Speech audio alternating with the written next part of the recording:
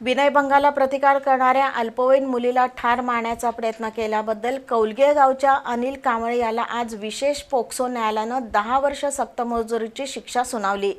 कांबळे याच्या विरोधात कागल तालुक्यातील मुरगुड पोलिसांनी खटला दाखल केला होता।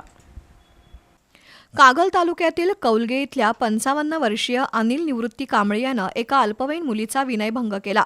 त्याच्या प्रयत्नाला संबंधित मुलीनं कडाडून विरोध करताच कांबळे यानं चाकूचे वार करून तिला ठार मारण्याचा प्रयत्न केला। ही घटना 26 जून 2017 रोजी मुलीच्या घरासमोर घडली होती। आरोपी अनिल कांबळे याचं सायकल पंक्चर काढण्याचं दुकान आहे। या दुकानाशेजारील पीडित अल्पवयीन मुलीबरोबर झालेल्या ओळखीतून त्यानं हे कृत्य केलं होतं। यासंबंधी मुरगुड पोलीस ठाण्यात गुन्हा दाखल झाला होता। पोलिसांनी तपास करून कांबळे विरोधात न्यायालयात खटला दाखल केला होता। विशेष पोक्सो न्यायाधीश एस तांबे यांच्यासमोर या खटल्याची सुनावणी पूर्ण झाली। यामध्ये ॲडव्होकेट अमिता कुलकर्णी यांनी विशेष सरकारी वकील म्हणून काम पाहिलं। त्यांनी 8 साक्षीदारांच्या घेतलेल्या साक्षी, परिस्थितीजन्य पुरावे आणि युक्तिवाद ग्राह्य धरून न्यायमूर्ती तांबे यांनी अनिल कांबळे याला आज पोक्सो कायद्यानुसार दोषी ठरवून 10 वर्ष सक्त मजुरी, 5,000 रुपये दंड आणि दंड न दिल्यास 3 महिने साधी कैद अशी शिक्षा सुनावली।